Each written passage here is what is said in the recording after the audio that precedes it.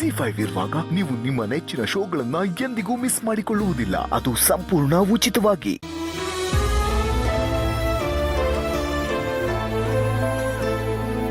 ಅಲ್ಲ ಭಾಸ್ಕರಣ್ಣ, ನೀವು ಇದನ್ನೇನು ಬ್ಯಾಂಕ್ ಅಂದ್ಕೊಂಡಿದ್ದೀರಾ?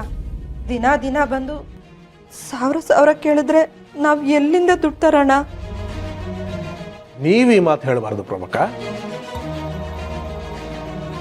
ದುಡ್ಡು ಇಸ್ಕೋಬೇಕಾದ್ರೆ ಈ ಯೋಚನೆ ನಿಮಗೆ ಬಂದಿರಬೇಕಾಗಿತ್ತು.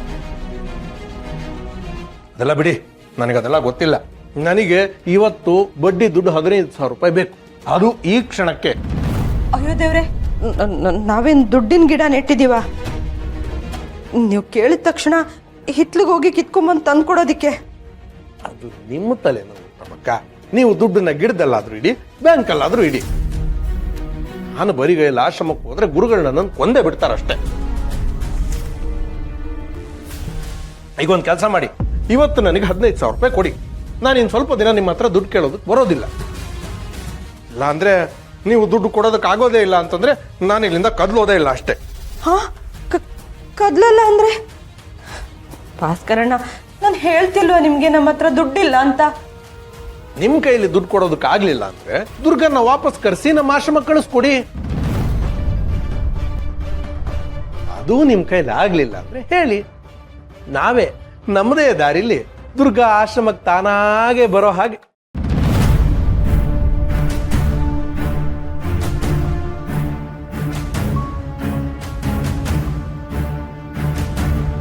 ಇನ್ನೊಂದು ಸಲ ನೀ ಏನಾದರೂ ದುರ್ಗನ್ನ ಆಶ್ರಮಕ್ಕೆ ಕಳಿಸ್ಕೊಡಿ ಅನ್ನೋ ಮಾತಾಡಿದ್ರೆ ಊರ್ ಜನನೆಲ್ಲ ಸೇರಿಸಿ ನಿನ್ನ ಗ್ರಹಚಾರ ಬಿಡಿಸ್ಬಿಡ್ತೀನಿ. ಇಷ್ಟೊಂದು ಹಣ? ನೀನು ಕೇಳಿದ್ದು 15,000, ಇದರಲ್ಲಿ 19,500 ಅಂದ್ರೆ 4,500 ಜಾಸ್ತಿನೇ. ಇನ್ನೊಂದು ಸಲ ನಮ್ಮ ಮನೆಗೆ ಬಂದು ದುರ್ಗನ ವಿಚಾರವನ್ನ ಮಾತಾಡ್ಲೇಬೇಡ. ನೀನು ಹೊರಡುತ್ತಿರು. ಅಲ್ಲ ಅರ್ಚಕ್ರೆ, ಪ್ರಭಕ್ಕ ಹೇಳ್ದಂಗೆ ಹಿತ್ಲಲ್ಲೇನಾದ್ರೂ ದುಡ್ಡಿನ ಗಿಡ ಹಾಕಿದ್ರೆ ಹೆಂಗೆ? ಅದರ ಅವಶ್ಯಕತೆ ನಮಗಿಲ್ಲ. ಇದು ನನ್ನ ಮಗಳು ಕಷ್ಟಪಟ್ಟು ಬೆವರು ಸುರಿಸಿ ಪ್ರಾಮಾಣಿಕವಾಗಿ ಸಂಪಾದನೆ ಮಾಡಿರೋ ಹಣ. ದುರ್ಗಾ ನಿನ್ನ ಸಾಲ ತೀರಿಸ್ತೀನಿ ಅಂತ ಒಪ್ಕೊಂಡಿದ್ದಾಳೆ. ಅವಳ ಮಾತನ್ನ ಅವಳು ಉಳಿಸ್ಕೋತಾಳೆ.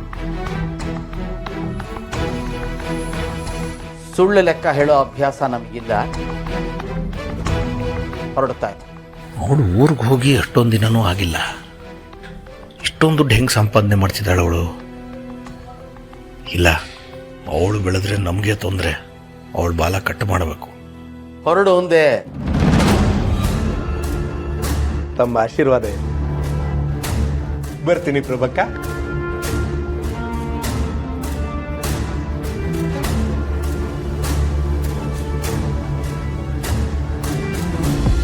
Hello all.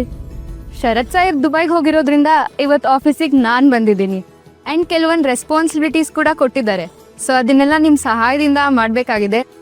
ಆ್ಯಂಡ್ ನನಗೆ ಅಷ್ಟೊಂದು ಏನು ಗೊತ್ತಿಲ್ಲ, ಆ್ಯಂಡ್ ನನ್ನ ಎಕ್ಸ್ಪೀರಿಯನ್ಸ್ ಕೂಡ ಇಲ್ಲ. ಶರತ್ ಸರ್ ನಿಮಗೆಲ್ಲ ಹೇಳಿರ್ಬೋದಲ್ಲ ನಂಗೆ ಟ್ರೈನ್ ಮಾಡಿ ಅಂತ. So hope you all support me. ಸರಿ, ನಿಮ್ಮ ಕೆಲಸ ಮಾಡಿ.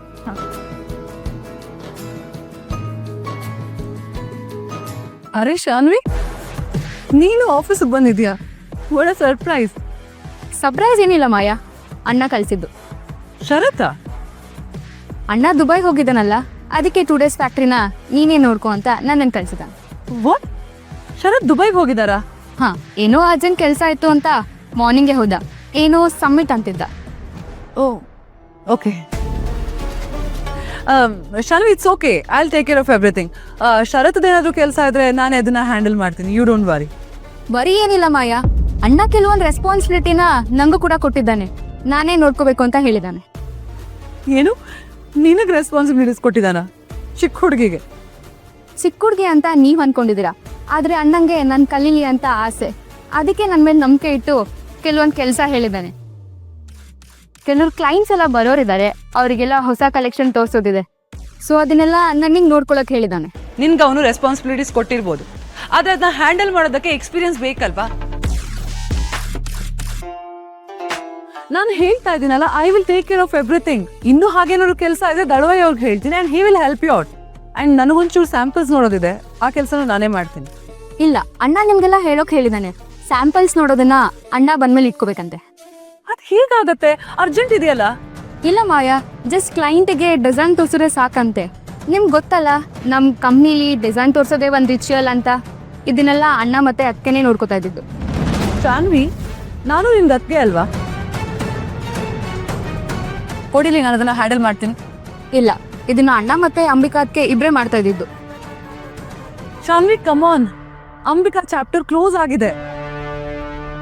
ಅಲ್ಲ, ಈ ಕೆಲಸ ನಾನ್ ಮಾಡ್ತೀನಿ ಅಂದ್ರೆ ಶರತ್ ಏನು ಅನ್ಕೊಳಲ್ಲ. ನಾನು ಅವ್ನ ವೈಫ್ ಆಗ್ಬೇಕಾಗಿರೋಳು. ಕೊಡಿಲಿ, ನಾನೇ ಹ್ಯಾಂಡಲ್ ಮಾಡ್ತೀನಿ. ನೋಡು, ನೀನೊಂದು ಕೆಲಸ ಮಾಡು. ನೀನು ಫುಲ್ ಫ್ಯಾಕ್ಟ್ರಿನ ಒಂದು ಟೂರ್ ಮಾಡ್ಕೊಂಡ್ ಬಾ, ನಿನ್ಗೂ ಎಕ್ಸ್ಪೀರಿಯನ್ಸ್ ಆಗತ್ತೆ. ಜೊತೆಗೆ ಯಾರಾದ್ರೂ ಕಳಿಸ್ಕೊಡ್ಲಾ? ಬೇಡ ಬೇಡ ಬೇಡ, ನಂಗೊಂದು ಸ್ವಲ್ಪ ಕೆಲಸ ಇದೆ. ದೇವಸ್ಥಾನಕ್ಕೂ ಹೋಗೋದಿದೆ. ಮನೆಗೆ ಹೋಗಿ ಆಮೇಲೆ ಬರ್ತೀನಿ.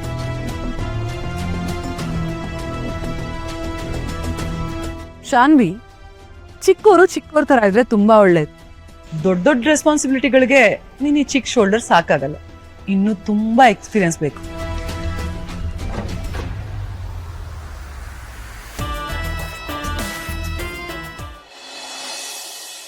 ನೋ ಸಿದ್ಧಾರ್ಥ್, ನಂಗೆ ಇನ್ಮೇಲಿಂದ ಯಾವ ಪಾರ್ಟಿಗೂ ಕರಿಬೇಡ. I am not interested. Don't force. Just minute Siddharth, I call you back.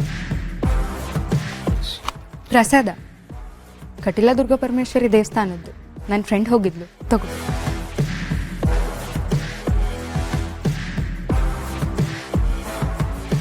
Thanks. Vamana, ಇವ್ರಿಗೆ ಜ್ಯೂಸ್ ಕೊಡು ಅಂತ ಹೇಳಿ ಎಷ್ಟೊತ್ತಾಯ್ತು? ವಾಮನ, ಎಲ್ಲಿ ಹೋದ ಇವನು? ಮಾಮ್. ಏನಿದು? ಮಾಮ್, ಪ್ರಸಾದ.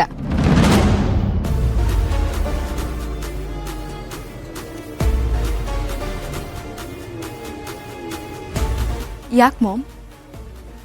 ನನ್ನ ಕೈ ತೊಳ್ಕೊಂಡು ಆಮೇಲೆ ತಗೋತೀನಿ ಶಾನ್ವಿ. ಅದನ್ನ ದೇವ್ರ ಮನೇಲಿ ಇಟ್ಬಿಡು. ಸರಿ ಮಾಮ್, ಓಕೆ.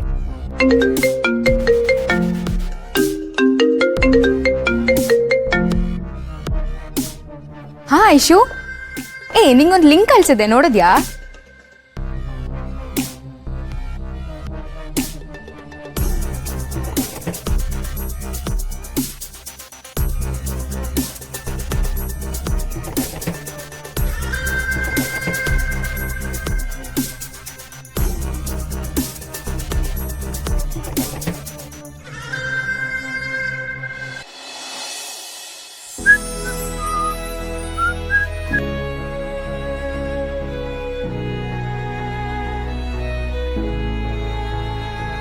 ತರುಣ್, ಮ್ಯಾಚ್ ನೋಡಲ್ವಾ?